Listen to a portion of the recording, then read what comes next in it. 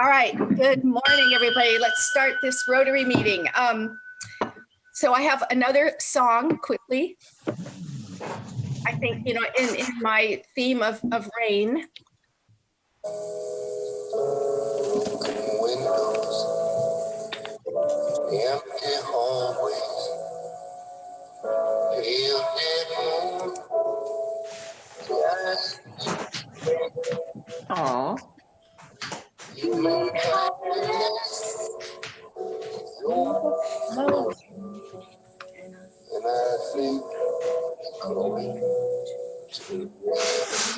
Oh, crying for God's sake. Love that song.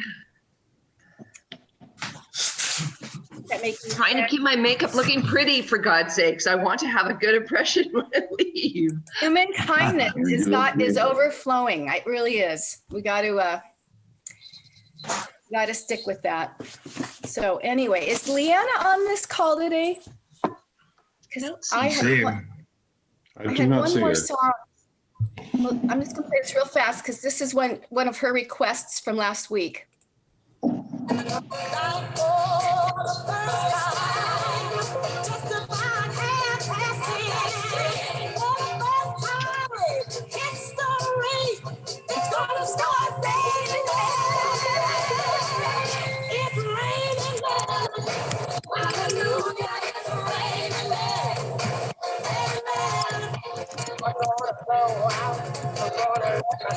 You are from North Hollywood. Yes, you are.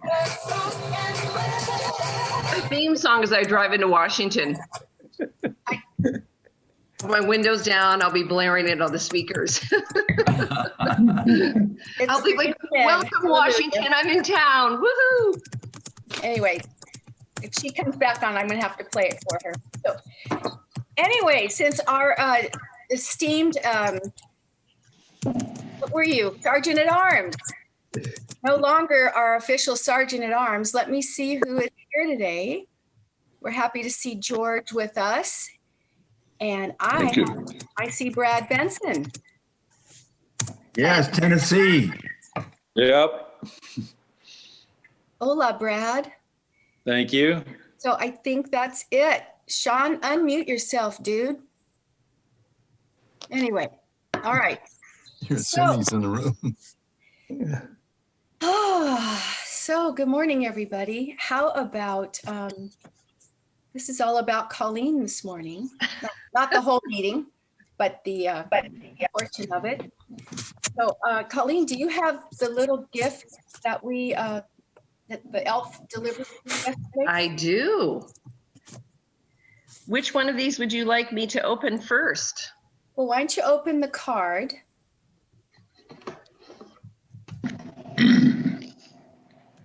I shall.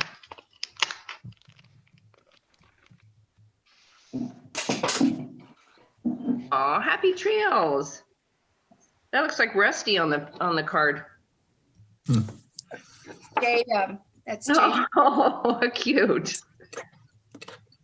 Oh, thank you guys so much. That's fantastic. Wow.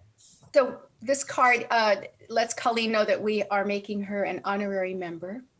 That is lovely. I don't take that honor lightly. I know what it means to get it. So thank you so much for that. That's fantastic. Thank you for this. It's lovely. See? That looks like Rusty. Thank you so much, you guys. That's lovely. You have a couple other things in there. Yes. Which one would you like me to open next? It's up to you. Maybe the big one. The big one. The one that's about that big. Yes. Okay. The boat unfortunately did not fare well in the commute. It's about the time I asked my dad for his buck knife. And I think you know what I'm talking about, Jack. Rip it up. No Pennsylvania man is complete without his buck knife.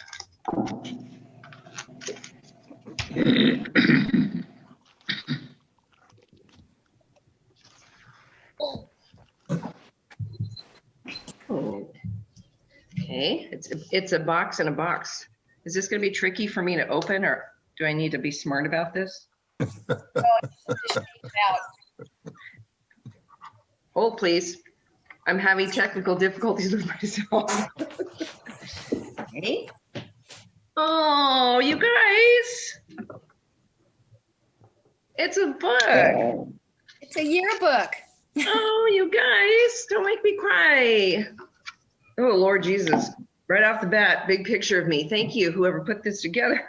Oh my God, you guys, this is so fantastic. Thank you so much, and you signed it. Most of us signed it. So if you have time on your way out, there are a couple. Oh, I'm sorry. so sweet. Oh my God, you guys are gonna make me cry again. That's so lovely. Oh, thank you. You'll have time to look at it, and then there's one more gift. Why don't you open that? And Terry is the artist. We have to thank Terry. This was a collaborative idea, and then Terry ran with the beautiful book All right, itself. Terry. Let's see what Terry's magical abilities have given us this morning. Oh my goodness. Hold on a second. No, I'm not kidding. I really can use a buck knife. Is this something I can just pull at, Terry, or do I have to? Oh, I wrapped that. Yeah, you can just pull it. Okay. I feel like there should be a drum roll in the background. Oh, okay. Hold on a second. It's a box. It's a package within a package. Is this what it's like on Christmas morning when you watch your kids open the gifts? Yeah. Okay.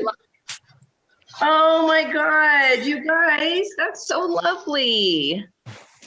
You know, I collect hearts. Turn it on the other side. I think the front of it is that. Yes. That's so beautiful. Our fine Mr. Beckwith went on a hunt for a beautiful heart, a handmade heart, and Oh my God, that's lovely. Yes, I'll put you in my treasured hearts. I have a basket of hearts that I keep with me, and so it'll keep me safe. You'll all be there with me in my heart. Oh my God, thank you guys so much. Oh, I don't want to cry this morning, but every single one of the people I see on the screen has changed my life for the better. And I am so lucky. Look how many brothers and sisters I have. Really. So happy. love you very much. And I won't be Wow. Tell you that Archie and Oh Diane my and God. Lee helped Wow. pack those 2 pods in the front of my house. Gee. Wow. The Rotary helped me get that stuff packed up. Man. it was the truth.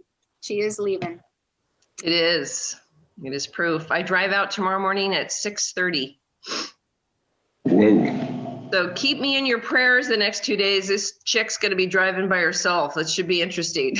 Yeah. We have a couple minutes, before I move on to this next phase, where is Dr. Pyle? Doug, you were going to give us a little inspiration. I'm kind of jumping around here. Would you be so kind? You want me to give the inspiration today? Yes, please, if you have one. Okay, can you hear me clearly? Yes. Okay, this is from one of our last, would you believe it, the Republican presidents. In 1960, Dwight Eisenhower, in his farewell address to the nation.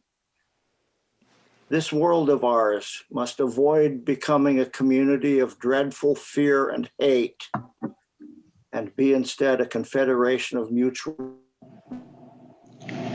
trust. Mutual what?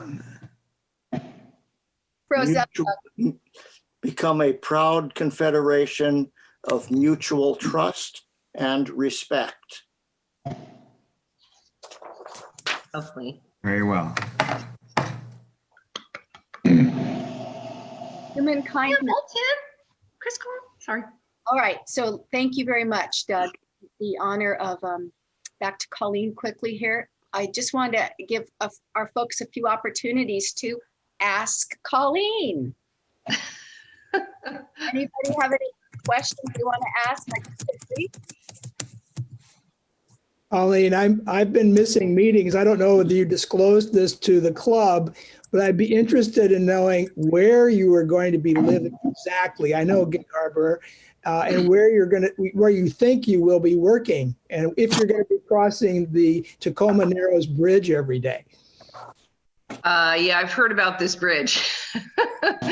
I've already been warned that I should not leave my house during certain times of the day because the traffic is very comparable to Bay Area traffic, which of course. But anywho's, to answer your question, Larry Mills, I'm in Gig Harbor, but I am close to Vaughan. So I'm in a little community. It's Lake Holiday. Mm-hmm. So it's a gated community. So those of you who I don't want to come and see me, you will be blocked. I'm just going to put that out there. But yeah, so you have to, it's a lovely little area. I'm right up against the forest, which in California would scare me, but in Washington, I'm not as afraid as I would be here. So, but yeah, it's just a lovely little community. Every person I've said I was moving to Gig Harbor is like, oh, you're going to love it there. You're going to love it there. So, and it's in the banana belt of Washington, which means it doesn't rain 365 days there. It rains only 360. So, and work, I'm going to be off for about 3 months. And then I'm going to start working on, I told you that trauma curriculum that I want to try and get into schools. And actually I was talking with Chris from the Petaluma Club, Chris is it Rainier or? Yes. He gave me some guys from Rotary that are in Washington that have done curriculum for schools, and one guy is very tied into Sacramento. So I'm going to talk with those guys and start getting that prepared and getting it ready to launch. Nice. And do interviewing, stuff like that. So I'll be really busy this next year, but I just wanted to take a couple months off. So that's my plan. Is it true that you have to change your name as part of this relocation? Just call me Esmeralda from now on. And I don't want to say why. Oh, no. And am I in Windsor? I think that's the question you should be asking yourself. Yes. We have Pamela from Windsor. Yeah, hi, Pam. Hey. We're having, our Ask Colleen moment here. I know. That's why I got up, because I wanted to hear what the questions were. Better, I wanted to hear what the answers were. Right? I'd like to thank North Bay Credit Union, specifically Chris Call, who was my personal banker on call for the last 2 months while I was doing all these multiple transactions. Really, they are the best. Chris, your staff. Thanks for the shout out, Colleen. Really, everybody I've come in contact with has just been super sweet. And I had one of your staff said, call me the minute you cross the Washington border so I can help you with your debit card and make sure everything gets switched to Washington. I was like, who does this stuff? North Bay Credit Union. You're welcome. Colleen. We'll miss you, Colleen. Thank you, Chris. Yes. Need any ladder work? Doug, you're so sweet. Doug, Do you need any ladders to do repairs? I stepped on the ladder yesterday, to be in full disclosure. I put a foot on a ladder yesterday and I was like, Colleen, do you really want to do this? Is this how you want to have this happen after you've done this? And I thought, no, I stepped off the ladder. So, but I did not pack a ladder, Doug. I'm leaving my ladders here. You're welcome. Anyone, we have time for maybe one more question because we do want to save a minute for Dr. Pyle's craft talk and a couple other things on our agenda. So any other final questions for Colleen? I've got a question. In 10 seconds, can you identify the number of presidents that are on this screen? Ooh, I'm going to go with 5. Or 7. Gosh, what did you have to make my last question make me look stupid for? Lord have mercy. Can't someone ask me, how did you get all this makeup and hair done in a short amount of time this morning? I don't know. It's just magic. I had fairies. You're welcome. I see 10. You see Ted? 11. Oh, 11? Yes. Pam, Will, Dan, Oh, hi, Will. I didn't see Will. I just saw the Cousteau sign. me, Andy, I'm here. George, Larry. Yeah. Brad. Yep. We got 11. Woohoo! Almost the I feel whole. like Miss Marianne. I see Brad and I see George and I see Andy. Okay. Well, I'm going to ask Lance very quickly. He said he had a short choices announcement. Yeah, so very short, really. I agreed to take it over for this year. Choices has come out with an entirely virtual program, so it's going to be all over Zoom. I'm starting to engage with the school. It's going to be somewhat similar, we think, to the usual way of doing it, in that we'll have one session for each period during the day, so we'll probably need 6 sessions.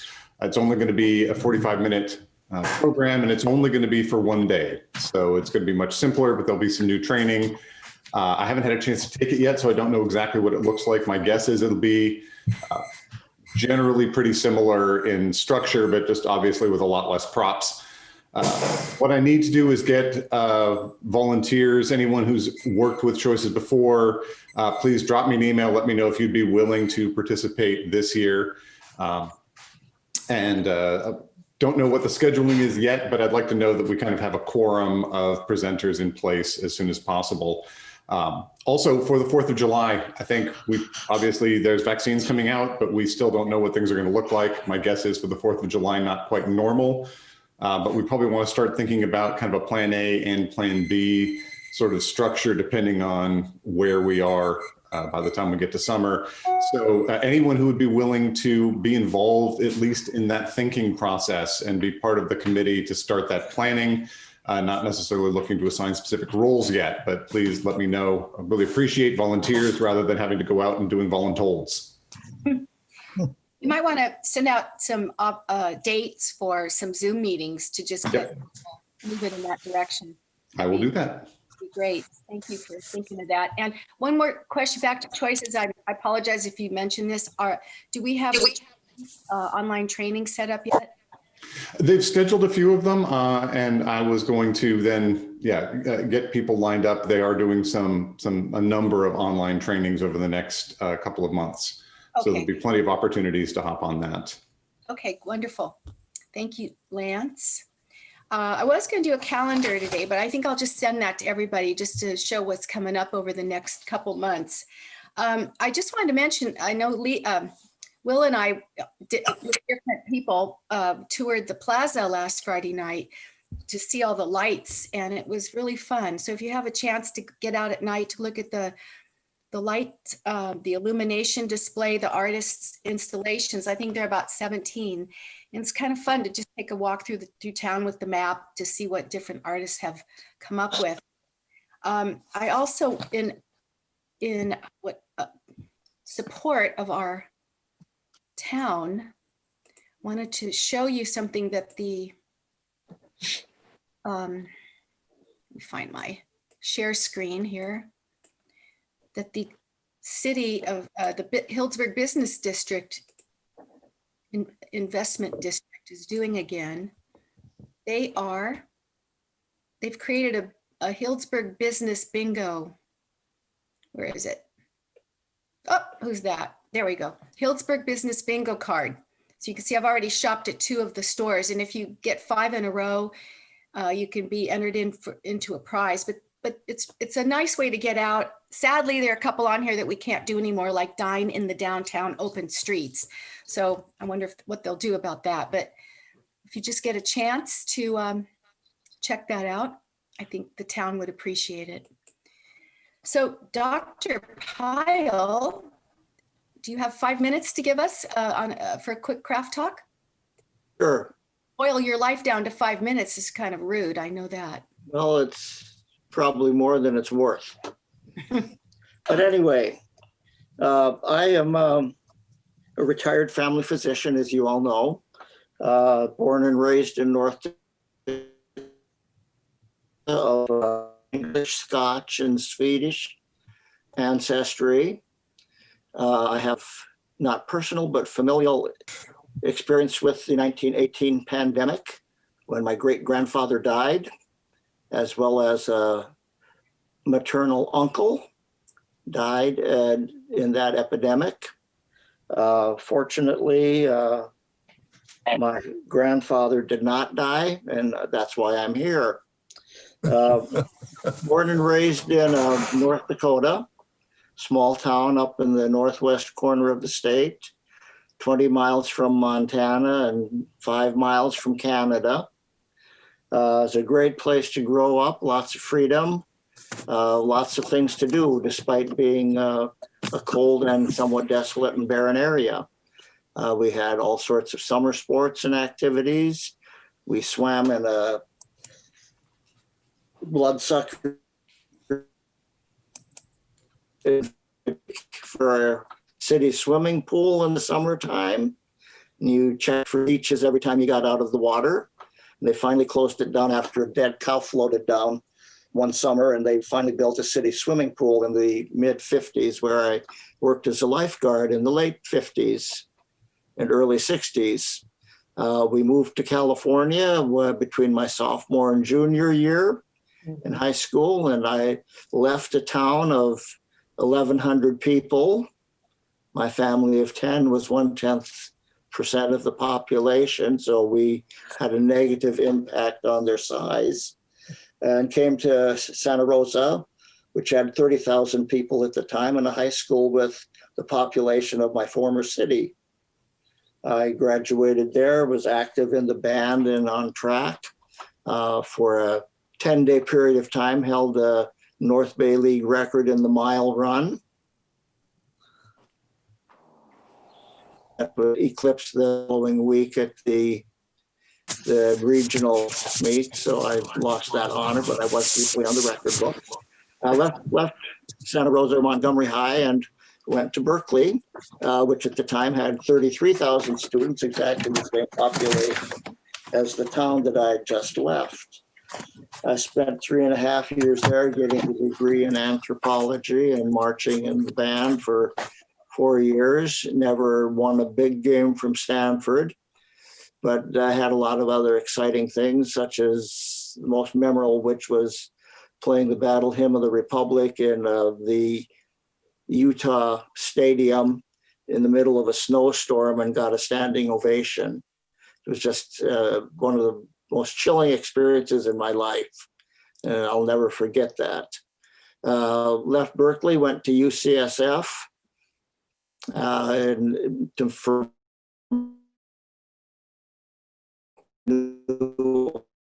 all along that I was a primary care physician. At the time I started medical school, that was called general practice and comprised most of the specialties in medicine. By the time I graduated, the family practice movement had gained credence in the country, and I went from UCSF to Santa Rosa, which had at the time the premier family practice program in the country. Spent my 3 years there and moved to Healdsburg and practiced for 37 years up here. During that time, I did regular office-based family practice medicine, did a lot of diabetes care. When I first came to town, I was doing general surgery, doing anesthesia, doing orthopedics, and continued to do OB through many years in my practice, delivering 450 or 500 babies over the years. As time went on, we got more sophisticated as a medical community. We got more general surgeons, we got obstetricians, we got anesthesiologists, and the need for a broad-based family physician was no longer necessary. So my practice sort of condensed down into office-based work and hospitalization for non-critically ill patients, but sick patients. Gradually, almost everything went to office-based. In the office-based, I treated all ages. I had at least 4 5-generation families meaning that I was caring for 5 generations of members of that family at the same time, not in the same day, but they would often come in with grandmothers, great grandmothers, mother, granddaughters. Sometimes I'd have all 5 of them in the room. Most of the time it wasn't that, but that was one of the high points, is having those multi-generation families, to see what impact you had there. Let's see, what else did we have here? So my hobbies, early on in life back in North Dakota, I developed an interest in photography. I was a ham radio operator, loved woodworking, very active physically. The golf course in town was 5 miles north of town, and I'd frequently ride my bike or run out there to play around the golf. We had a 9-hole course. The 7th hole was right on the border. And if you hooked, you were in Canada, and you had to cross the border to retrieve your ball. It happened a few times. Styles that you could walk over the fence that marked the border. Pretty free and crossing up there. Continued my interest in photography, and I still continue to do some of that, as you know, mainly at the clubs. Remained active physically, ran for several years until my legs started falling asleep from lower back problems. So I went to riding my bike, and until my arms went to sleep because of neck problems. And gradually have resumed just sitting on a stationary bicycle where I don't have to worry too much about falling off. So sometimes I get close to that, though. Let's see here. Yeah, since I've retired, I've done a little bit of traveling, but mainly I've been getting lazier and lazier, getting ready for this pandemic. I could be used to doing absolutely nothing and going absolutely nowhere. So that's pretty much what's happened with my life. Hopefully that gives you a little insight as to where I've come from and where I might be headed. Not be headed, no, the direction I might be going in. I didn't mean beheaded. You're not being beheaded. Thank you, Dr. Pyle, everybody. Thank you. Catching us up on your... Oh, I did need to tell you one story about my early life. I said I was born in North Dakota. At the time I was born, my father was stationed in Alaska. He was in the Army Air Corps and was up in Alaska. My sister was 1.5 years older than I was, and she had rarely seen him. Obviously, he had been around for her to be born and for me to be conceived. When he came back, my mother and sister and I had been living,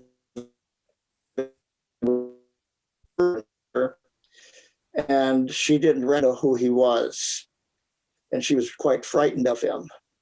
And she turned to my mother and said, "Who's that man?" And she said, "That's your father."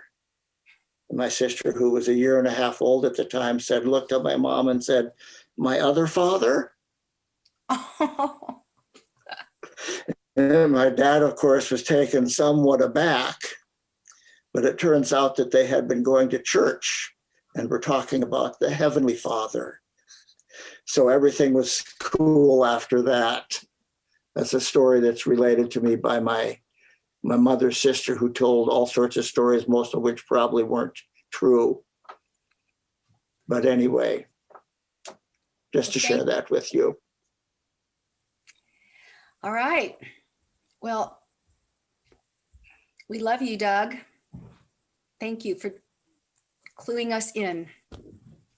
Now, I have a couple other recognitions before we get started. I see Dr. Jacobs has joined us. Good morning.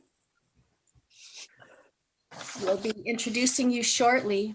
But in the meantime, I just have a question. Jack Mallinson, does your lovely wife have a birthday? Because I don't know if it's right now or when, but there was no birthday and no anniversary date for either you or Elizabeth. Well, she kind of likes it that way. I didn't need to know a year, just, anyway, so we're keeping it anonymous. Is that right? That's right. Okay. Then You should just make up a date and find him once a year. Okay, I think I'll do that. I've come up with something. Maybe we'll have her birthday and your anniversary on the 4th of July, and we'll celebrate it in the plaza. That'd be fine. So I want to say happy birthday to Sean Shields, who had a birthday on December 4th. And where are you, Sean? Sean, you're muted, but we're saying happy birthday to you. And also, Barbara Mills had a birthday on December 8th. Is that right, Larry? Larry, you guys snuck away to the Palm Springs area. You're muted, Larry. Thanks for calling her out. We didn't make it to Palm Springs. That's the short story. We were going to Palm Springs to our timeshare for Barbara's birthday, and we got as far as Paso Robles, and then kind of the state shut down, and we were worried about driving back and not being able to stay in hotels and all this sort of thing. So we turned around, came back, and we spent Barbara's birthday with her daughter Jessica and her husband in Oakland, and it was a great celebration. Nice. Well, I was picturing you down there lounging by a pool, and next year. So I wanted to, is Will still on the line here? Is Will still with us? No, he had to go to PT. Oh, okay. Darn it. He keeps sneaking away because we have his, you all know he was featured in the North Bay Business Journal, and I just wanted to nail him for that one. But I mean, Will does so much for the community. I'm not going to find the poor guy. Okay, I had to show you this. So Terry Tremblay had a very fun craft talk a few weeks ago, and he was telling us all about his Marilyn Merlot wine. This one is a vintage 2000. Now, Terry says Merlot doesn't age well, but I beg to differ because those in Bordeaux would not agree with that, right? This is a Bordeaux blend. So we will be adding this to our auction lot, along with some of Edward's fabulous very hot sauce from Side Road Farm. I bought some of this for my family. Anyway, this is habanero and jalapeno hot sauce. So this might curl your hair if you have straight hair. Anyway, our auction, what am I trying to say? Our farm store is growing. So I'm very excited about that. So we have one more thing. I wanted to mention a couple things about the Drew Esquivel Scholars. Suzanne Esquivel sent out a little summary on all the students. Have you received this? Has anyone in the club seen these summaries? Because I was going to read about them because the kids are just amazing, but so I thought I would do that really quickly. I just wanted to show you this.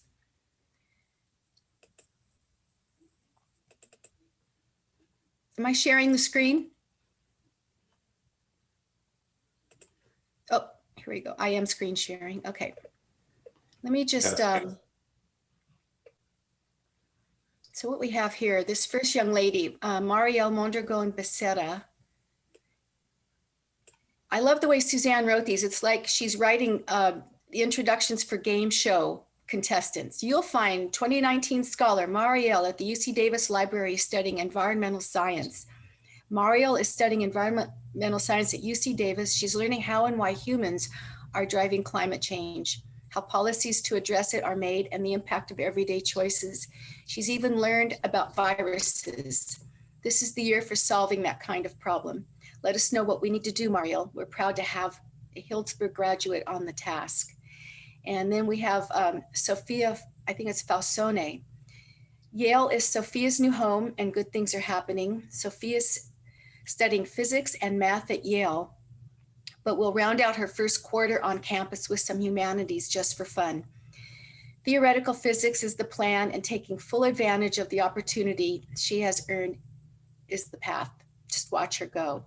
Anyway, I have a bunch of these, and I will try to bring those up, a couple of them every week, because these are the Drew Esquivel scholars who are amazing young people. And I'm excited that they're sharing their stories with us so that we can continue to support this wonderful program. So I will now turn the meeting over to Edward, who is going to introduce Dr. Jacobs. And as you all know, this is Rotary International Disease Prevention and Treatment Month. So this is a very timely presentation from Dr. Jacobs. So Edward, are you nearby? Yes, thank you, Nancy. Our speaker today is Dr. Stanley Jacobs. He achieved his pre-medical degrees from numerous universities in Canada and received his medical degree in 1983. His internships and residencies were focused on general cardiovascular, ear, nose, and throat, and facial plastic reconstructive surgery. He's had several fellowships on assorted board fields in the United States and Canada. He served as chief of surgery at Sutter Hospital and chief of facial plastic surgery at Santa Rosa Memorial Hospital in this county in the 90s, and was a specialty house delegate to the California Medical Association and recipient of Allergen's Passion Project winner for Soto Healing Project in February 2020. And the project will be here, and that's the project he'll be talking about today. He's the director of the Jacobs Center for Cosmetic Surgery in Healdsburg, with offices in Santa Rosa, San Francisco. Thank you, Doctor, for your talk that you're going to be giving us.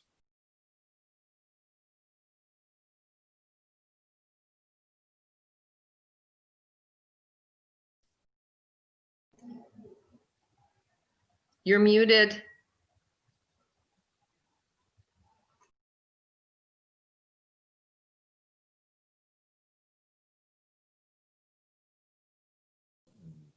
Sorry. Rookie mistake. Sorry.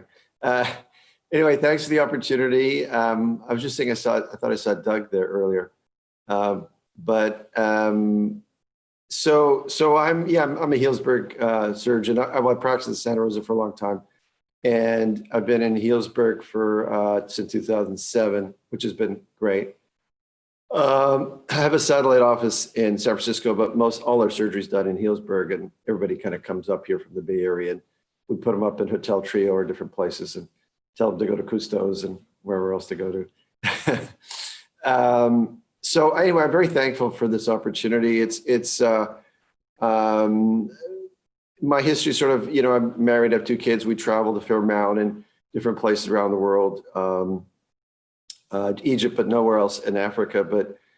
And my background, my dad was from India, my mother was from Iran, but I never been there because I moved to Canada when I was like 2. So anyway, just to give you a little quick background, but so I have been involved with some community things for a little while.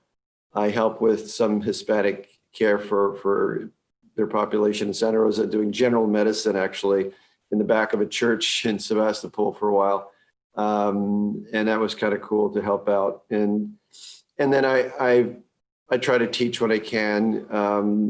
High school students come by, and I don't know if you're familiar with Mi Futuro, a nurse at Kaiser Santa Rosa has put it on for a few years to help high school kids kind of figure out what's going on in medicine in their careers, whether it's nursing or something, some medical related things. And we'd meet at Sonoma State in the gym with big tables, and we'd talk to like 20 kids at once. For 20 minutes, you see like 400 kids in a day. And anyway, I've been doing that for a bit and going to do it again, well, virtually now. But anyway, so it's sort of something that I was involved with, and they'd asked me one time a few years ago to help teach the students to sew a pig's foot, just to teach them like a basic sewing technique.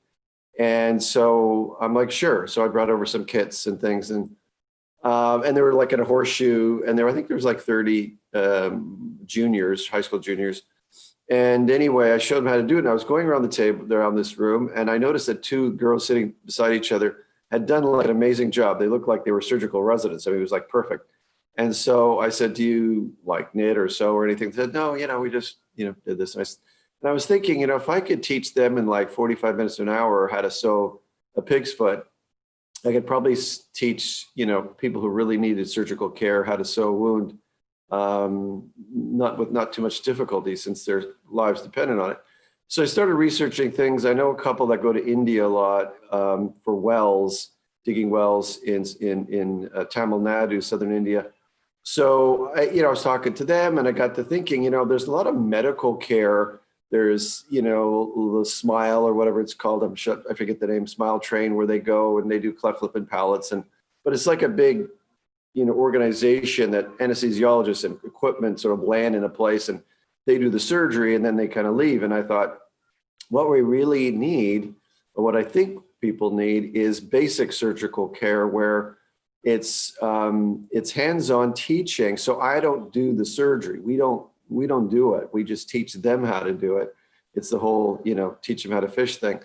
Because if, you imagine if you've got villagers somewhere in different parts of the world and they're walking, getting water, whatever, and they cut their foot on a rock, or they cut their whatever body part, if it gets infected, they don't have proper wound closure, they're going to get, infection, sepsis, potentially, and amputation possibly, or death. And something that's simple to prevent that seemed to me like a really kind of obvious thing that maybe people have done this. So I started calling around. I called Dr. Chang, who's the head of plastic surgery at Stanford, just to see, because he's pretty connected around the globe, and he'd never heard of it. They're involved more with the bigger types of organizations. So I wanted to look into it more. So I did, and I talked to the people that go to India, and they'd never heard of it. So I thought of just a name, because it was, in residency, when we do surgery, we jokingly say we see one, do one, teach one, because you don't have time to do anything, to really, to learn everything. And so I call it SODOTO, for see one, do one, teach one, healing project. So, and that thing that you mentioned at the end there, Ed, about Allergan, that's the company that makes Botox and all that, but they put this thing up, they started something pre-COVID, which unfortunately because of COVID, it shortened, but it's called their Passion Project. And they asked surgeons around the country to submit what they were doing other than their regular, work. And so I submitted that, and I was one of the recipients. So I flew out to Miami and got the award, gave a little presentation, but at least there was some interest there as well. So, and so from what I've gathered, this isn't going on. There's a lot of treatment for other medical things, but this is something basic that everybody needs. And I've been collecting, because I'm thinking about this for a number of years, in my office. I've been collecting suture kits. I've been buying my own suture kits, which are basically like a needle driver, which is the thing you sew with, you hold the needle with. And then scissors, obviously cut suture, a forceps. These are basic kits that aren't that expensive and will last years because, they're stainless steel. And then sutures. So obviously sutures do have a life shelf, but that's kind of rubbish. They last for a long, long time. They're sealed and everything, foil and all that. So basically we want to get these collected, and I'm even going to be going to the hospitals to talk to them, because they have to get rid of those sutures when they're updated, even though they're perfectly fine. So in the meantime, I had been connecting to two other people. One, her name is Georgette Smart. She's a patient. She lives in Sacramento, but she's done medical types of things in other countries, in Africa and Uganda in particular. And she has a connection there. This fellow Wilfred, who has been involved, and I've done some FaceTiming with him or Skyping. He's been involved with pregnancy care and Ebola and other infectious diseases locally in Uganda, and he's well connected. So he's our sort of boots on the ground for Uganda. That would be the first place we would like to start.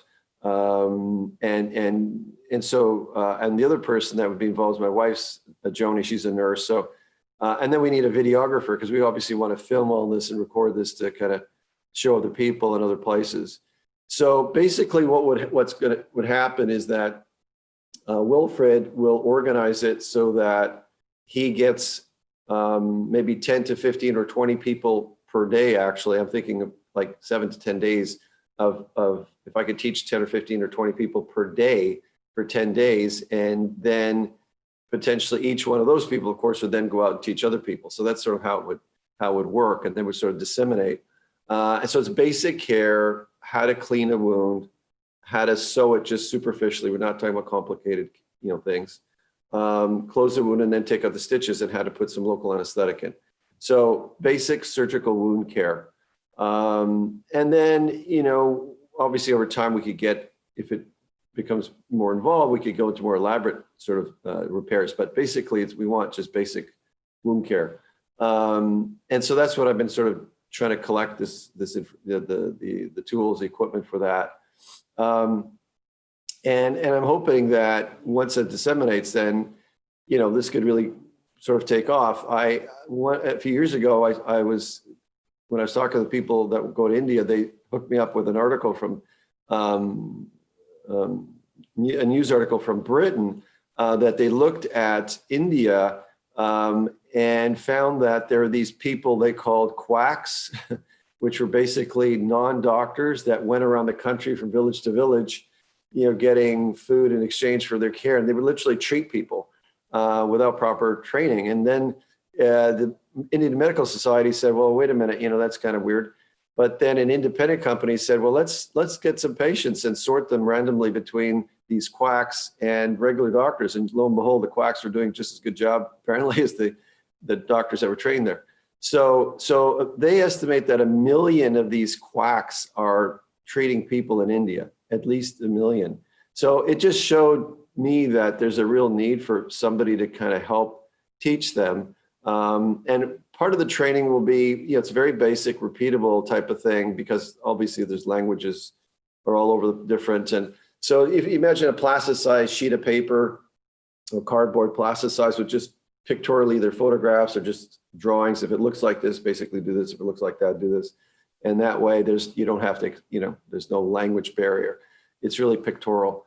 And the person I talked to in Tamil Nadu, who sort of, it's not like a mayor, but that kind of a person, he had like 25 villages that he said he could get 2 or 3 people per village for there. So Uganda, the fellow there has been emailing and communicating with us quite often. He's really anxious to go there. So that might be the first place. But so that's basically the concept. I purposely, I'm so used to doing PowerPoints and things, but I thought there's no real data to this, because it's, as far as I know, it's not been done before. So I hope you don't mind that I've just been speaking for a while. I'm happy to answer any questions, but it's pretty basic stuff. And, for me, I think it's an unmet problem, because, there's treatment for malaria, and there's treatment for dysentery and all these diseases that we know about. But what really struck me as a surgeon is that the basic surgical care seems to be unmet. That's my little talk. So happy to answer questions. So other than the suturing material itself, what other sort of supplies do these people need on an ongoing basis? Yeah, great question. So they need the suture itself. So it's like a little packet, and there's different sizes. They go like number 4O and 3O, that kind of stuff. And there's different kinds. So there's like the kind you put in the skin, which come out. And then if it's a little deeper, you have to put something underneath, like a deeper stitch, which dissolves. So sort of basically 2 kinds of suture. And then there's the suture kits, which are stainless steel, which again, you can reuse, of course, a lot. And then there's the local anesthesia, so the little bottles of the local, like lidocaine, xylocaine. And then the syringe, and then the needle on the syringe. We'd have to kind of figure out in terms of cleaning solutions. I mean, to be honest with you, really, you just need soap and water. You really don't need peroxide and, Hibiclens and fancy stuff. If they just have soap and water access, that's going to be fine. And then some kind of dressing, some gauze or sterile dressing. So something that you could directly put on the wound after it's sewn, and then they can wrap it with whatever. But it's to get, or even a big Band-Aid kind of thing would work too, So that's what, those are the reusable types of things. When you say water, soap and water, are you assuming clean water? Yeah, they'd have to have clean water. Yes, so they'd have to have access. That's exactly right. So they either boil the water, or something like that to get it. So it's not, for sure. Stan, how do you deal with closing something up that might subsequently become infected? Right. To me, that would be the big worry, is you're creating a set for gangrene or something like that. Yeah, so that's a great question, Doug. Thanks. So the way I would approach that is to kind of get them to, part of the training was to show them those pictorial kind of things. Basically, if it happened right, that day or very recently, and they wash with soap and water, probably we're going to be fine. If it's something that has been cut for a while, then that's something that, we're, I'll just say, you can't close those kind of wounds. You have to leave them open, just keep them clean and dress them. And that's the best you can do until they're completely clean, maybe a month later or something, and then you could repair it. But you don't want to close a wound that has just been, 2 or 3 days open to bacteria. And then, so that will definitely be something that I would bring up. Stan, question, maybe I missed it. Are you connected with other organizations in the countries where you go, or are you just connecting like with one singular person? No, so the person in Uganda is connected to medical societies and politicians and mayors and things like that. So he's been involved with pregnancy care in Uganda, with Ebola, with other infections. So he's been doing these kinds of things. I see. But the person, Georgette, who lives in Sacramento, who's been helping with him and connecting, she's, he has a long background of that. So he would be the one that we would get everything organized, way ahead of time. So we know exactly who we're going to meet on what day, how many people, who they're going to pick, that kind of stuff, where we're going to be, that kind of thing. The reason I was asking is because there's an organization, and you perhaps already know about it, is Rotaract. And it's a Rotary-based organization that does a lot of cleft palate types of surgeries. And so they're connected with Rotary to hospitals in the local area. I was in India on one of the missions, and then I was in Uganda a couple of years ago doing the same type of thing. So it's so they're well connected in. They've got a great web. But I was going to say Rotary is always another place to make connections. Oh, good. No, I didn't know that. Thank you. I will. What's it called again? Rotaract. ROTARACT. Okay, Rotaract. Got it. Pam, that's a great suggestion. George Dutton is a business neighbor of Stan's. They have the same, they're in that same little block there. Yeah. And George thought this was such a great idea that he introduced Stan to me to present it to our club and hopefully try to at least find other avenues to pursue this, whether we maybe do a district-wide global grant to help this program move along or connect him with other. So maybe you could follow up with Stan afterwards too. Sure, I'm happy to give you whatever resources. And if doing a global grant would require some Rotary attachment in the foreign country. So that would be like if you're going to Uganda, they have got zillions of Rotary clubs over there. Oh, cool. Outside Lira and some of the other towns that we were in. And I'd be happy to have you connect with some of the people that I know. Oh, great. Yeah. What kind of medical mission was in Uganda that you went to? Uganda was also with, part of that was for young girls. There's a big thing with menstruation and trying to educate the families and trying to utilize local resources to teach the kids, including the boys in the schools, on how to tend to that because it impacts across the board, education, health, you name it. And so that was that was one little mission I was involved in, but they have many other activities. Cool. Nice. Pam is very connected to the international Rotary scene. So I'm really glad you're here, not only for Colleen, but to give some suggestions. Cool. Thank you. Sure. Do you have a sample of the card, the instruction card? Hi, Santa. Have you been good? That depends on who you ask. No, I haven't done that yet. I've been trying to figure out what the best way to do it. If I should just do photographs, pictures of wounds, or just do like have a friend of mine who's an artist kind of just draw pictorially kind of stuff. So, but no, it'll be something pretty basic. Yeah.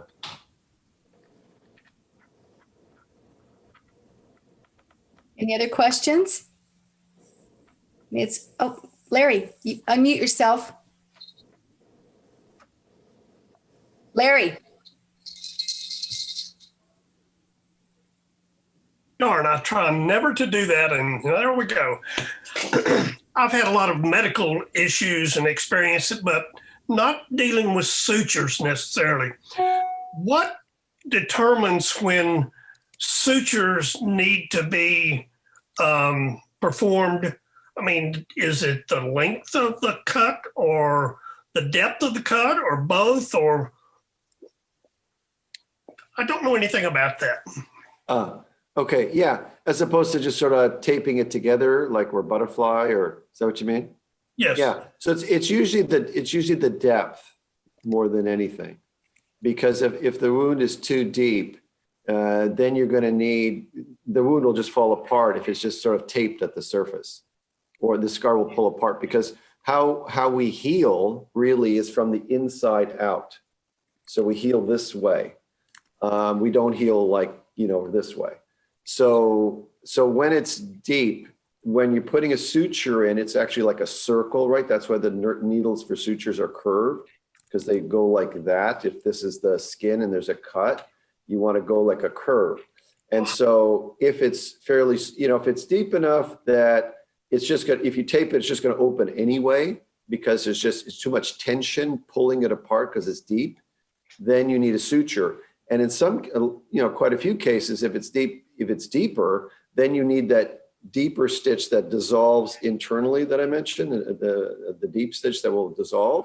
And then you put a superficial one at the skin surface level at the top. So it's the depth of the wound, isn't so much the length. It's really the depth. So, it's like if you peek at a wound and you could see some fat, or basically, or something below the skin, then you're gonna need a suture most likely.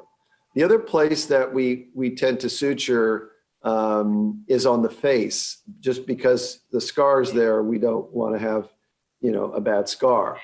So something that's on a face, we tend to suture more readily than something that's on the body. You can get away with, you have some scars in your body, but there's that cosmetic part of it, meaning, you don't want a big scar in your face. So, you want to sew that up more quickly, or more readily, I should say. In these situations, of course, if it's on their face, it's disfiguring. So we want to certainly teach them how to do that. And basic anatomy has to be taught, but we're really preventing infection, sepsis, and that kind of thing. So cleaning the wound, honestly, is going to be a huge part of this, and how to do that.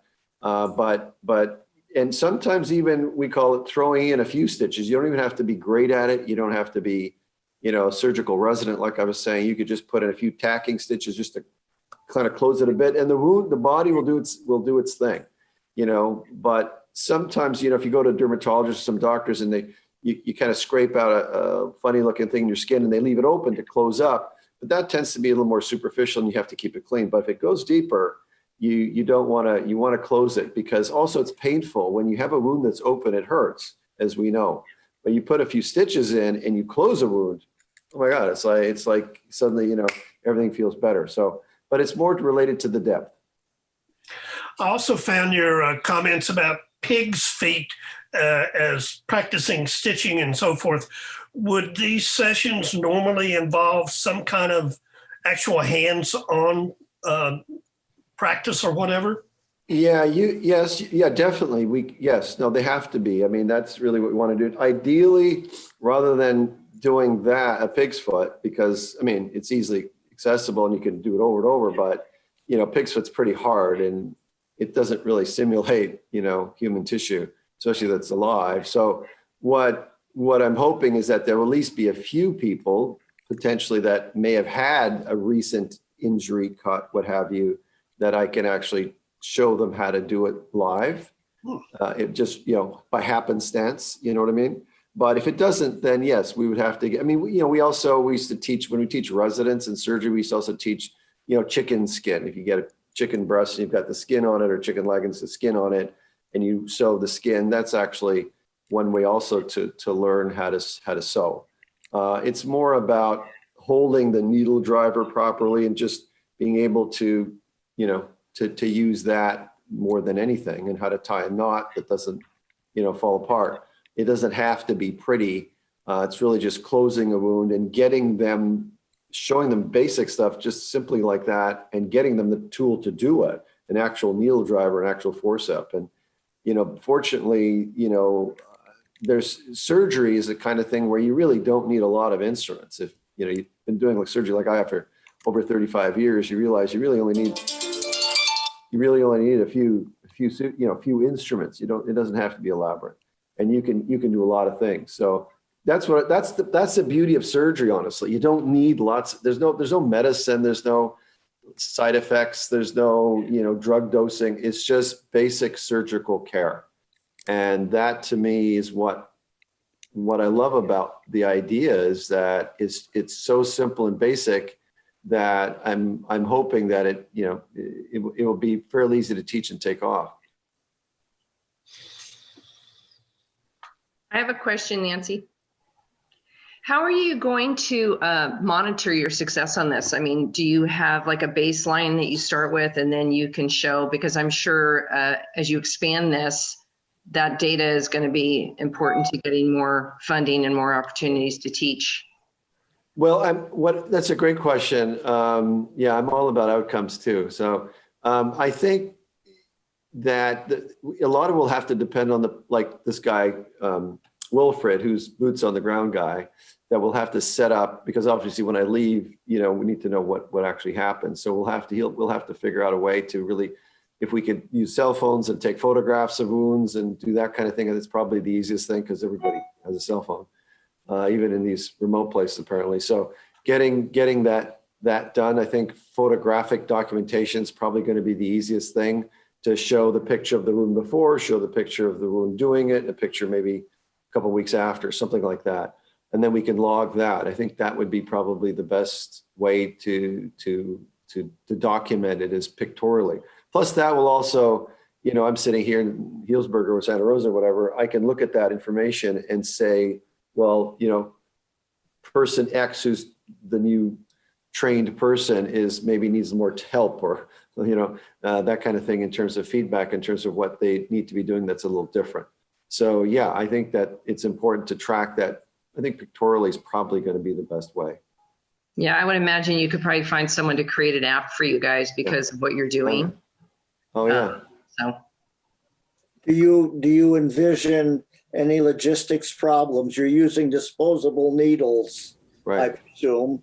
Number one, we're concerned about safety of those. Number two, is there any potential that they could be reused and thus spread infection, Semmelweis fever? And same thing with the instruments. Do you have a protocol for sterilizing other than just boiling, or is that what you're going to do? Well, no, I think, you know, we're going to dispose the needles. So we're going to have, like we do here with the big, you know, we'll have to have the drums that we put in the needles and have them disposed. Yeah, we can't have needles being reused or cleaned, or, yeah, that, I don't think that's a good idea. I agree. We have to dispose of the needles. Yes. Stan, before we close the meeting, I'm curious, you gave me a kind of a high level budget when I met with you. what are the steps you need to get this going?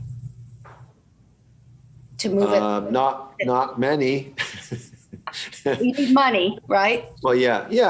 But I mean, that fellow in Uganda, I mean, I'm not kidding. He like emails me all the time. I mean, it's like he's just ready to go. And so, you know, COVID obviously threw a wrench and everything. So, we're, you know, obviously we want to wait till, you know, things open up, become safe, because obviously they have COVID everywhere, including Uganda.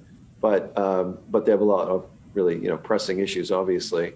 You know, to me, as we mentioned when you came, you know, to my office, you know, I feel so strongly passionate about it. It's like I feel bad every day that goes by that I haven't helped somebody, you know, and I think about all the potential people that I could have helped already.